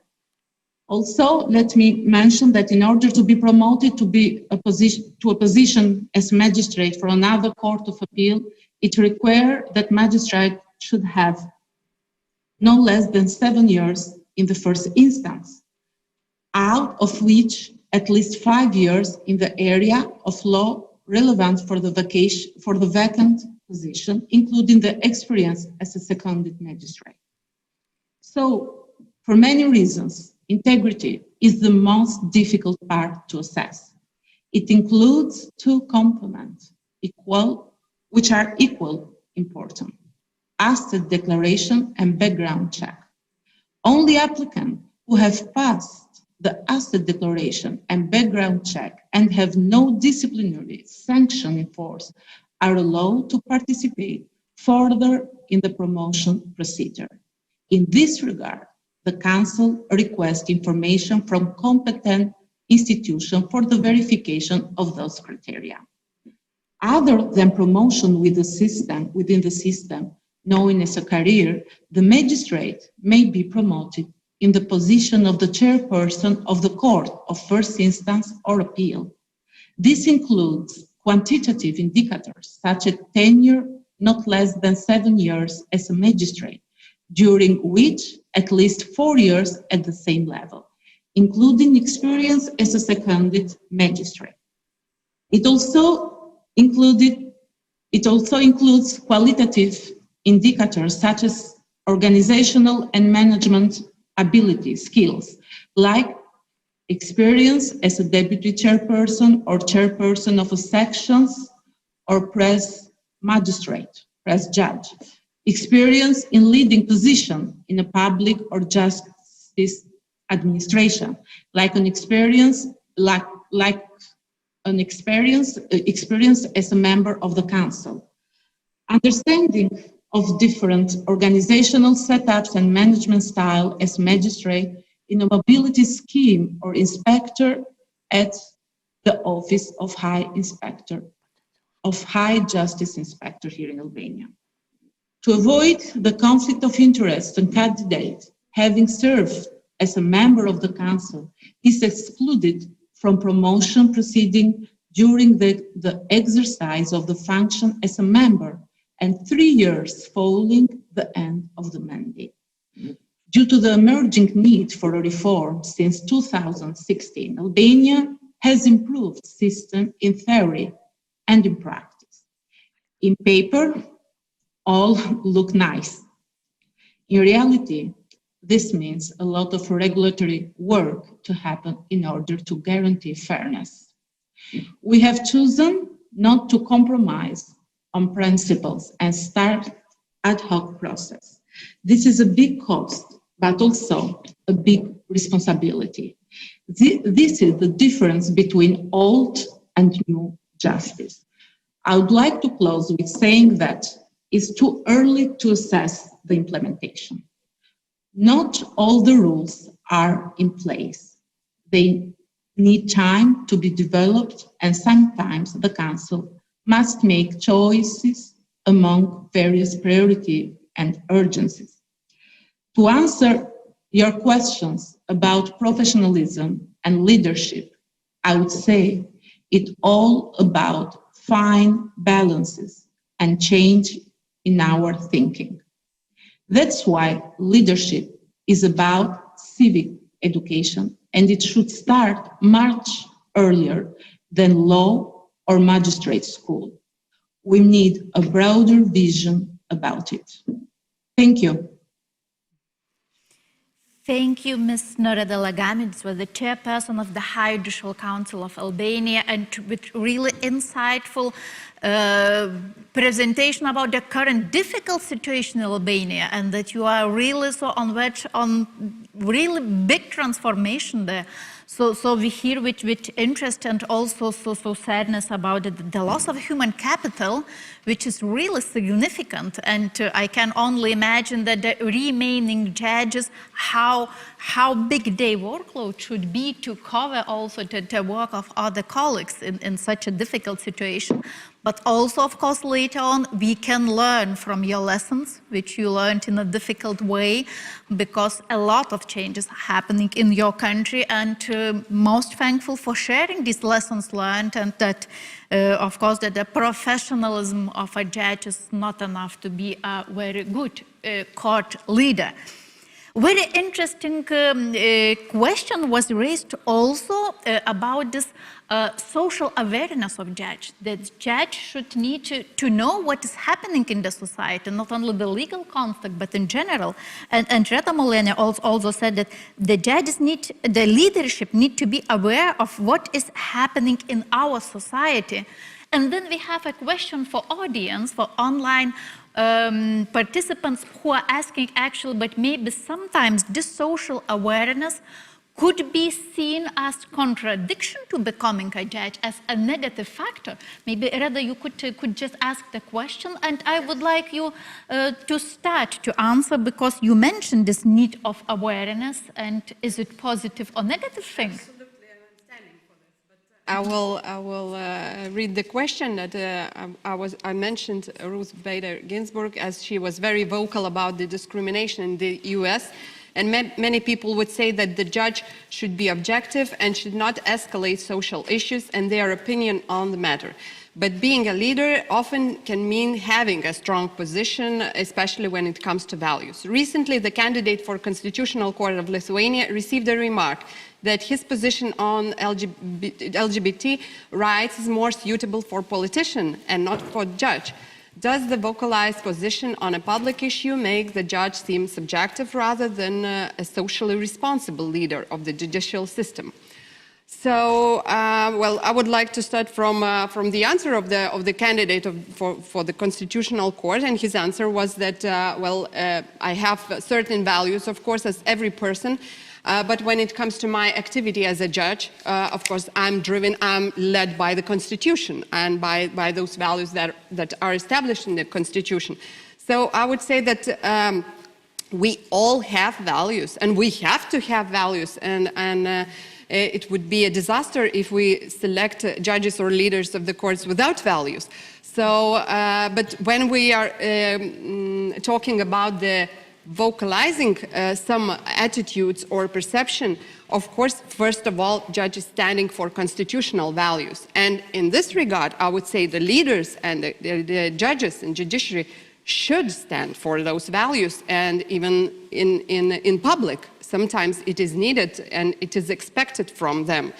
And also in regard with those constitutional values and the separation of powers, which was mentioned, because I mentioned that the leaders should be able to maintain a dialogue with other branches of power. There are some opinions that, well, first of all, they should take care of separating powers and controlling this power.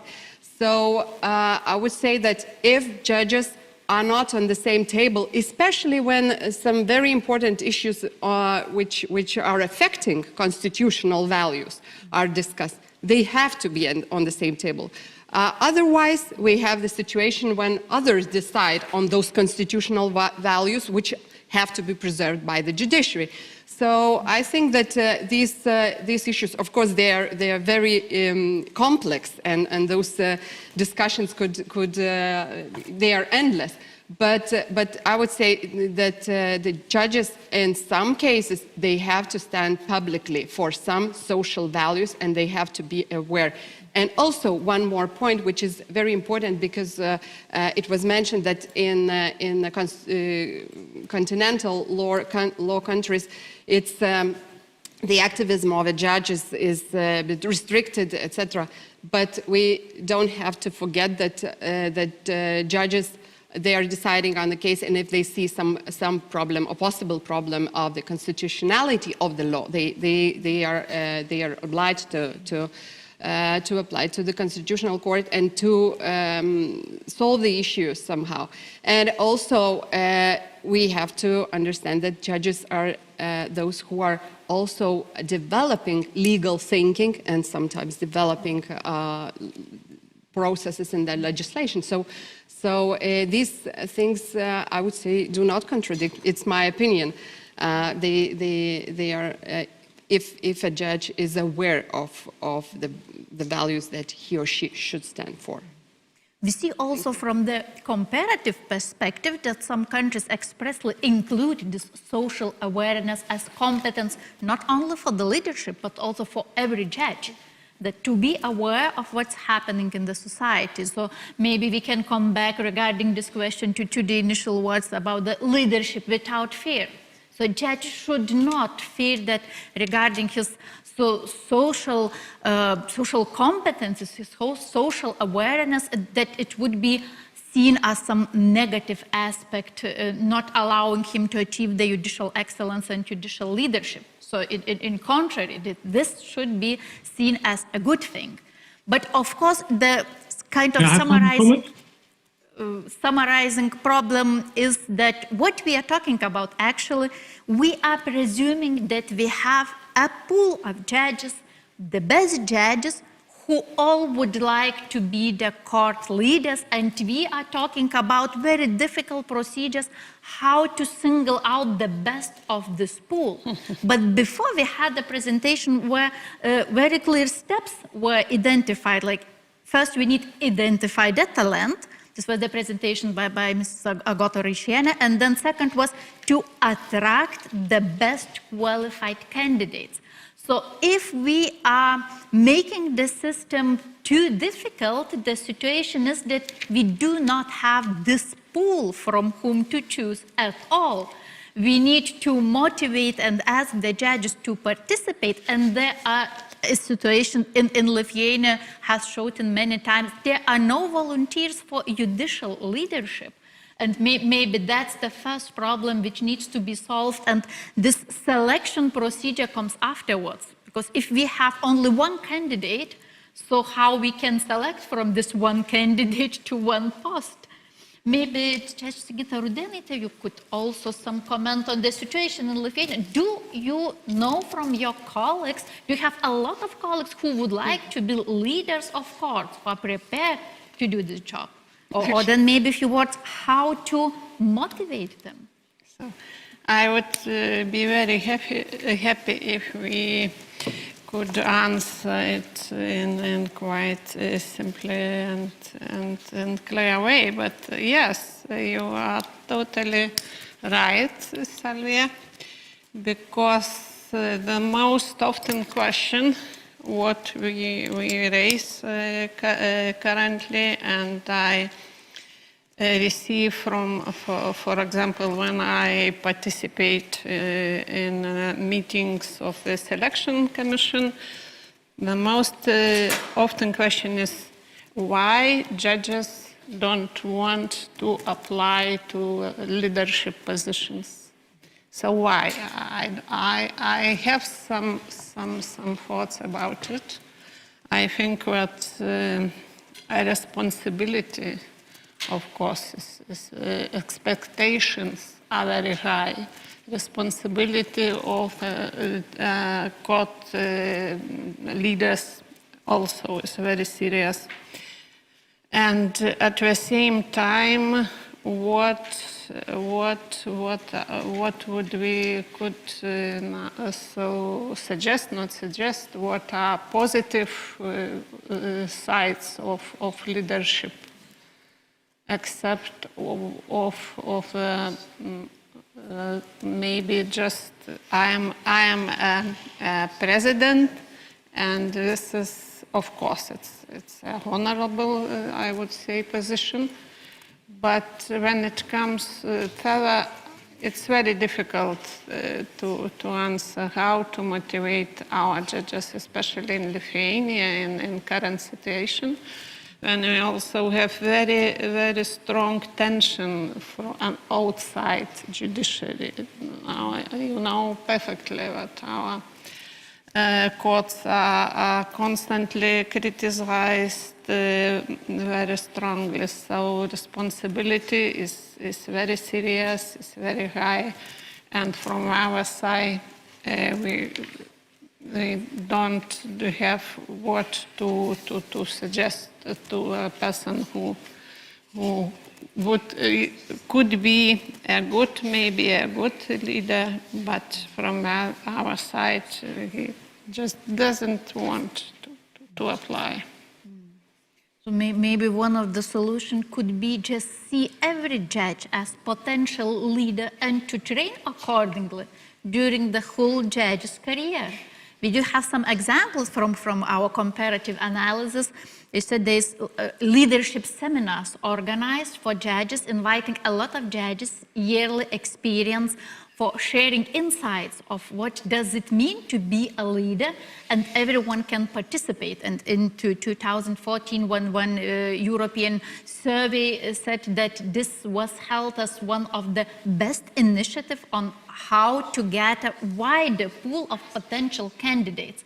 Some aspects here are also that the potential candidates, they like to be invited. It's kind of very traditional approach. So this pre-selection of the candidate is mentioned in the literature, in the doctrine, that there's the consideration, especially in the new democratic countries, that actually the selection of the leaders is happening before the formal procedure has started. And in order to kind of just what to do with this kind of challenging situation, so the thinking goes that maybe we really need to include this quite a formal procedure, for example, that if the judges participate at leadership seminars, if they show the leadership qualities or competences, they kind of get invitation, automatic invitation from the, I don't know, in some dirbtinis intellectus, artificial intelligence machine, which sees the data which is there and says, all these judges have capacity to be a leaders. Maybe we just send a note that they need to participate at the procedures and not wait from some formal invitation from colleagues and from inside. Because right now, really, the biggest problem is we need to have the pool of candidates and only then think about the procedures, how to select the best from the best of judges. And this is the current challenge in our situation. So maybe we do have questions from audience. So we have questions from Norway, I think. Mats Andenes from Oslo University. Yeah, exactly. I'm sure some of the other panelists may have some interventions as well. So first of all, of course, it's unhealthy for a judicial system to have two radical changes, because there has to be an element of stability. And of course, it's very awkward and a threat to the idea of judicial independence when you have huge changes in personnel, because of course the idea of judicial independence, with that follows safety of tenure. And it also means that judges should not have to resign as a way of having their view on judicial independence or on the way they exercise their functions. That is something which is also emphasized from the outside. We know the judgments of the European Court of Justice and the European Court of Human Rights, Ukrainian case against the Ukrainian states, and of course against Hungary and Poland in particular in the last couple of years, which is increasing up to a level which is getting very problematic for the European constitutional legal order. So we have that in the background. And that applies to all of us in a sense, that we have to have this stability, and security of tenure and judicial independence is linked. So whatever good motives we have, there are absolute limitations which several of the states in the Council of Europe and even in the European Union then have exceeded. And that's immensely problematic. And then you move from that, which is the extreme situations with mass resignations or mass, well, for instance, as you know, one of the EU member states, they just decreased the age of retirement and got rid of a substantial part of the judiciary that way, which then was censured by the European courts. But then you move from that, which is, of course, extremely difficult question in countries with much political change and particularly following the transition of the 1990s. But the criteria we are talking about here, when we are talking about criteria for promotion as a judge, and particularly then to be promoted to become president of a court. The problem with these criteria are that they are extremely discretionary. Now, criteria for judicial promotion anyway could be discretionary, but you add another level of extra discretionary criteria, which to some extent is new to the judicial promotions process. And that is, of course, extremely difficult as well. And then you move on to the training issues you just discussed.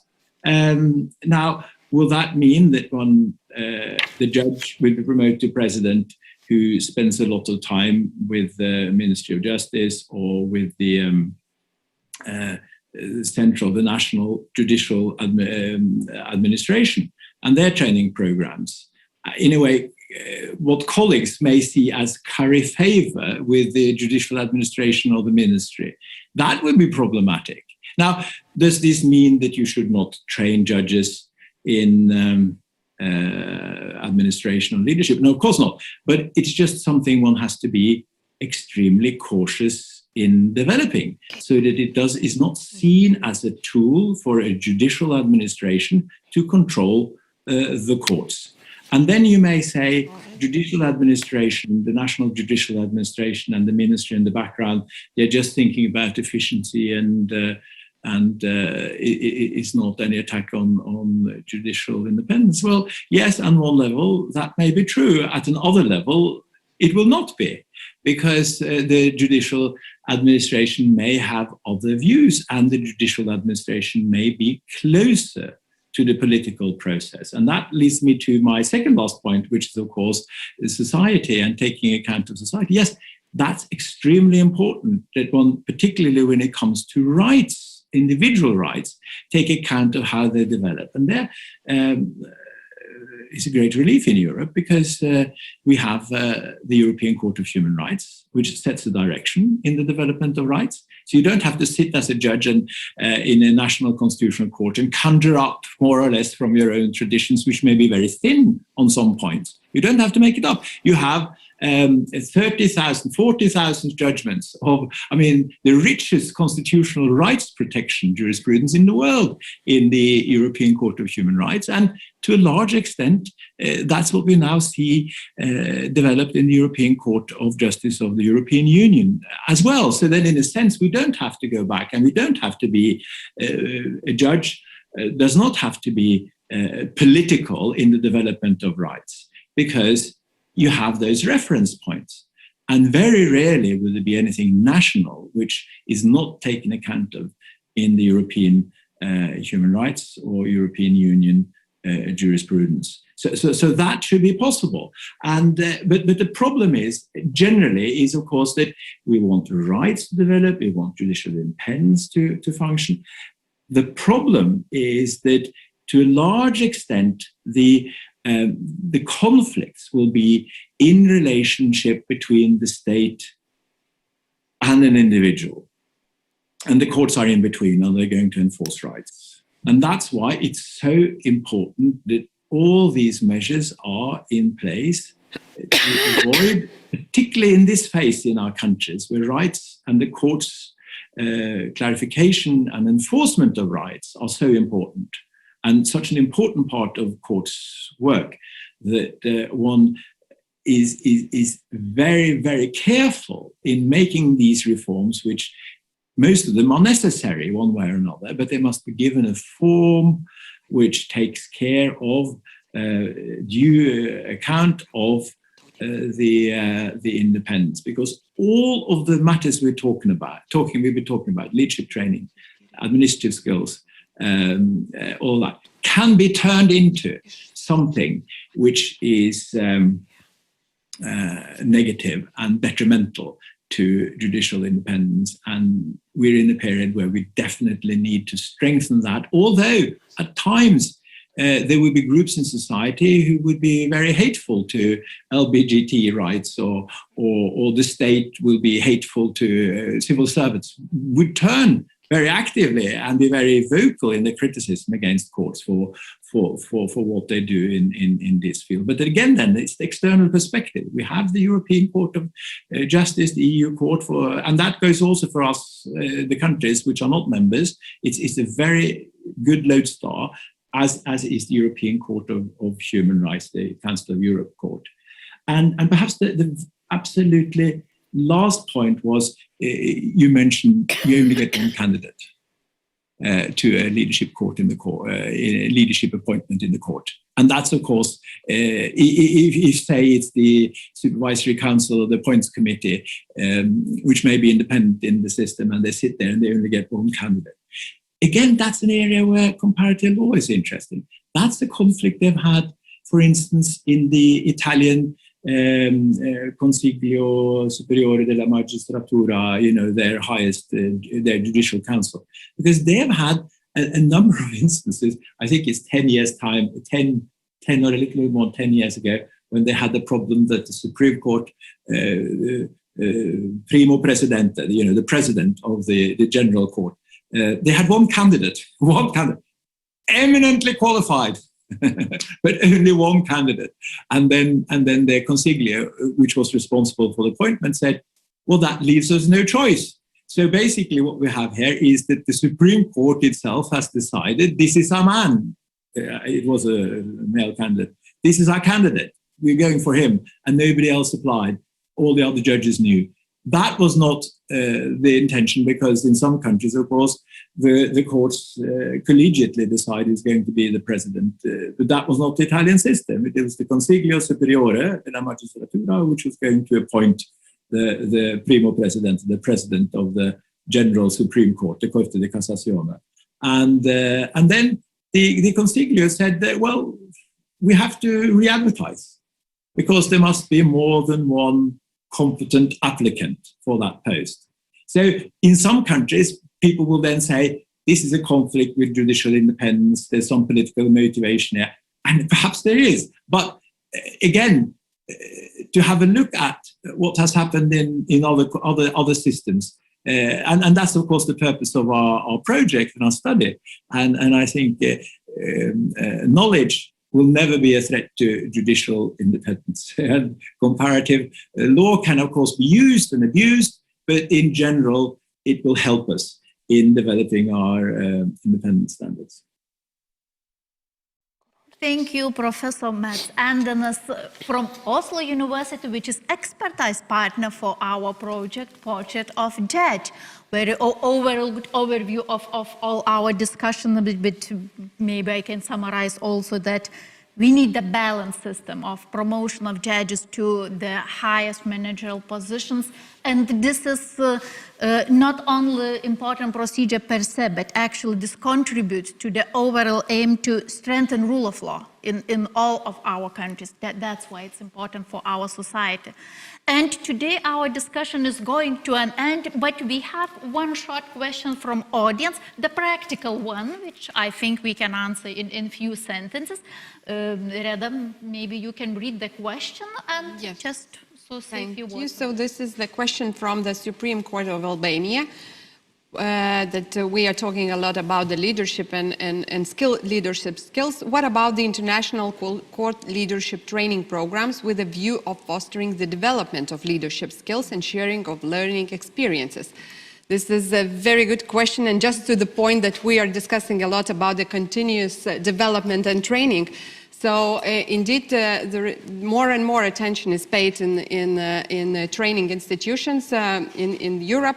And also European Judicial Training Network is developing more and more programs on leadership skills and to develop those skills for judges, as we were talking, maybe just to train and then to have a pool of judges ready to be leaders, and then to this continuous qualification development of already leaders, including the exchange programs between court leaders from different countries. So I think this is a movement towards, and everybody understands that these training programs should be further developed and more spread in European countries. Focus for the future. So, dear attendees of the conference, all present here, dear speakers, thank you very much for you being here, for raising questions, and our presentation will be also available online for later on, for checking, and you see the contacts into the program. If you have any question or would still like to share some insights, please contact me as the manager of the project, or just visit our website, Portrait of a Judge. There's the questionnaire form where you can provide every insight. We will be monitoring it. It would be most thankful from all your insights. And for today, I wish you a good weekend, a nice summer weekend, and hopefully see you in the future in the events like this. Thank you.